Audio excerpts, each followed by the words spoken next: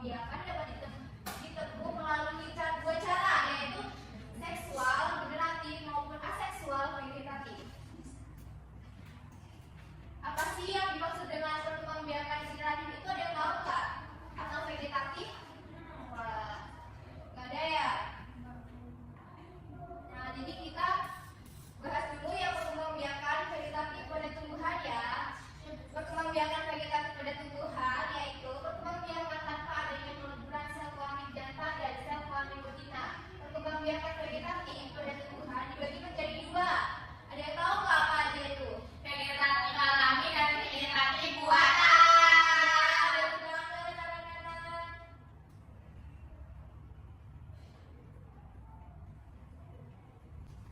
Jadi perkembangbiakan vegetatif alami itu ada macam-macam lagi tuh.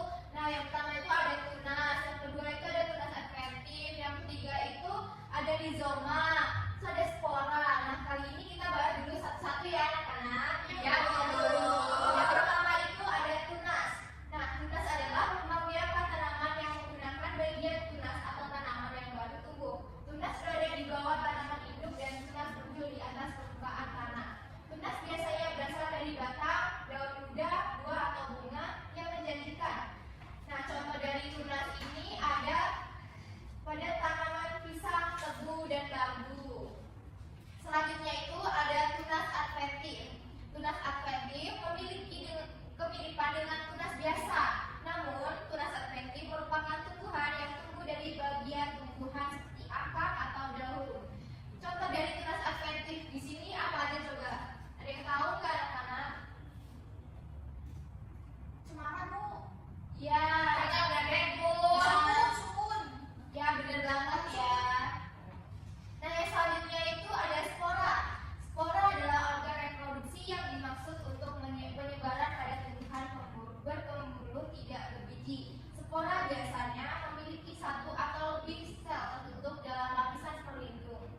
Nah, contoh dari spora ini adalah lumut, jamur, dan tanaman paku. Yang selanjutnya itu ada umbi lapis. Umbi lapis adalah organ reproduksi yang dihasilkan dari sekelompok daun tebal berlapis dengan susunan seperti roset. Contoh tanaman yang menggunakan umbi lapis di sini adalah umbi bawang merah, bawang putih, bawang bombay, pokoknya jenis-jenis bawang-bawangan ya anak-anak. Ya, Bu. Yang selanjutnya itu ada umbi batang. Umbi batang merupakan alat perkembangbiakan berupa batang atau modifikasi struktur batang yang terdapat di dalam tanah. Nah, biasanya ini digunakan sebagai cadangan makanan bagi tanaman. Contoh dari umbi batang di sini adalah kentang, ubi jalan, talas, bengkuang, dan genipiri. Selanjutnya itu ada umbi akar. Selanjutnya di sini ada umbi akar ya. Umbi akar merupakan perkembangbiakan vegetatif alami yang dimanfaatkan akar, termasuk cadangan makanan. Contoh dari tanaman umbi akar di sini adalah loba dan wortel. Selanjutnya itu ada akar tinggal atau rizoma. Akar tinggal ini biasanya disebut rimpang, berarti perkembangbiakan tumbuhan yang tumbuh dan menyebar di bawah permukaan tanah. Contoh dari akar tinggal rizoma di sini adalah jahe, lengkuas, kunyit, dan temulawak. Selanjutnya itu ada geragi atau stolon. Geragi adalah perkembangbiakan tumbuhan dengan memodifikasi batang yang tumbuh di samping atau bisa disebut cadangan di batang. Contoh dari tumbuhan geragi di sini adalah rumput teki dan penggagal. Itu contohnya ada pada gambar di sampingnya itu ya anak-anak. Ya, Bu. Nah, selanjutnya itu ada perkembangbiakan vegetatif buatan. Apa sih perkembangbiakan vegetatif buatan di sini? Ada yang tahu nggak? Proses reproduksi tanaman melalui perkawinan tetapi menggunakan campur tangan manusia, ya, Bu. Nah, benar banget. Di sini vegetatif buatan itu bisa disimpulkan dengan perkawinan tetapi menggunakan campur tangan manusia ya anak-anak. Tujuannya itu untuk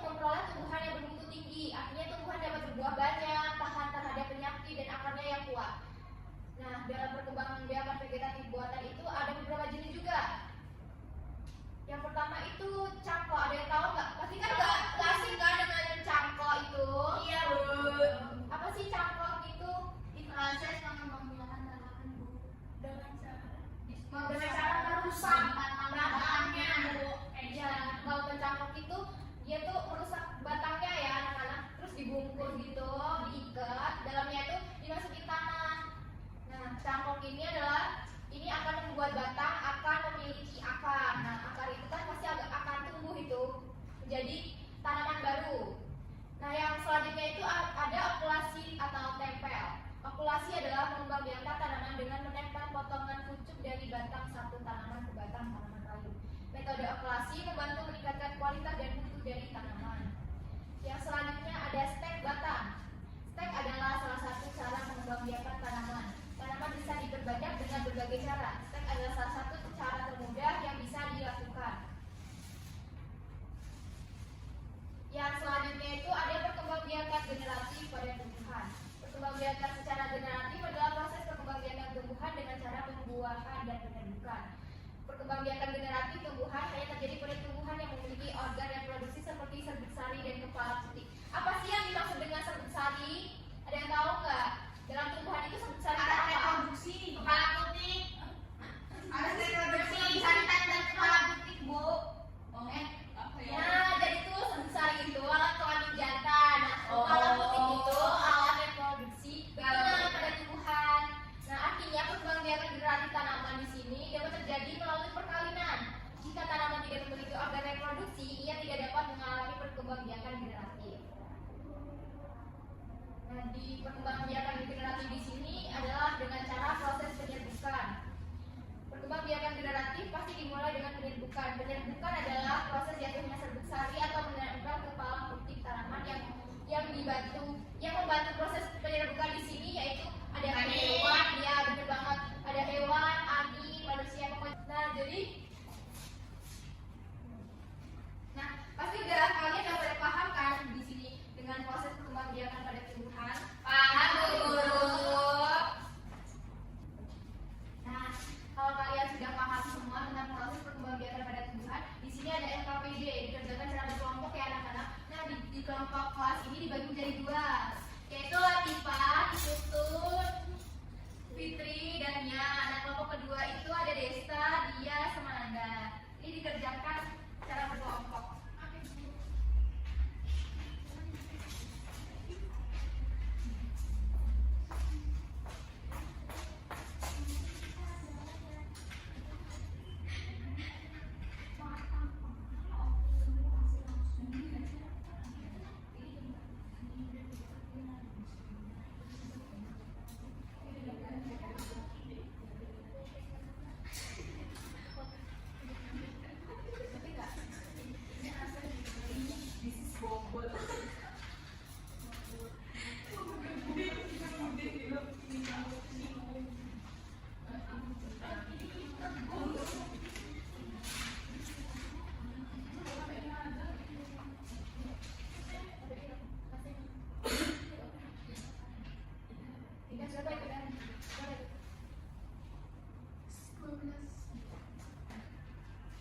Nah, apakah ada yang sudah selesai? Sudah, Bu. Baik, untuk kelompok satu apakah sudah selesai? Sudah, Bu. Satu boleh maju ke depan ya.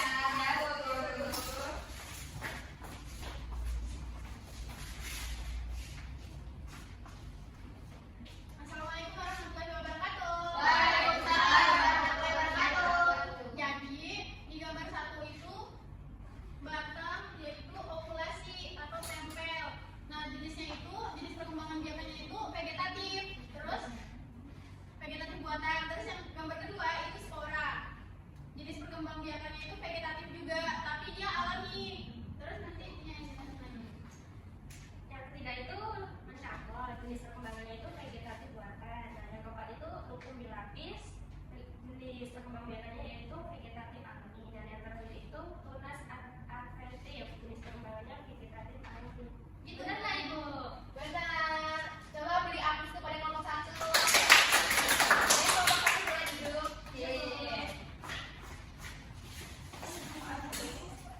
Nah, kalian sudah paham semua nih tentang perkembangbiakan pada tumbuhan. Jadi kesimpulannya pada pembelajaran kita hari ini adalah perkembangbiakan tumbuhan itu dapat dibedakan menjadi dua jenis, yaitu generatif dan juga vegetatif. Generatif melibatkan proses penyerbukan dan pembuahan, menghasilkan biji yang akan tumbuh menjadi individu baru. Ini terjadi melalui pertemuan sel kelamin jantan dan sel kelamin betina. Dan vegetatif terbagi menjadi alami dan buatan. Vegetatif alami terjadi tanpa campur tangan manusia, sementara vegetatif buatan melibatkan teknik seperti pematangan dan pencampuran untuk menghasilkan tanaman baru. Metode kedua ini memungkinkan tumbuhan untuk berkembang biak dan beradaptasi dengan lingkungan mereka. Nah, pasti sudah paham semua kan anak-anak?